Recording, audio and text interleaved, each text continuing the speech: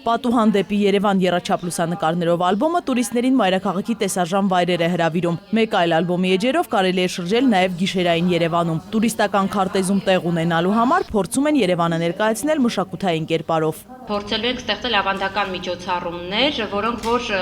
հնարավորություն կտան, որ զբոսաշրջիկները գան Երևան։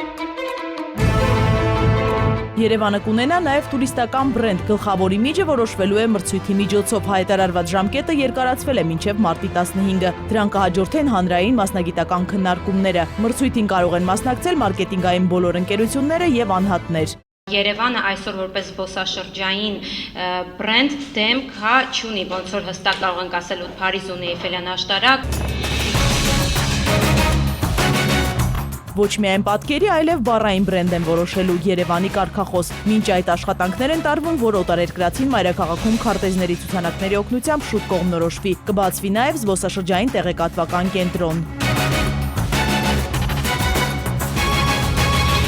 Փորձել ենք այս տարվանից հիմքը դնենք այդ ծրագրի, որ Երևան քաղաքը ունենա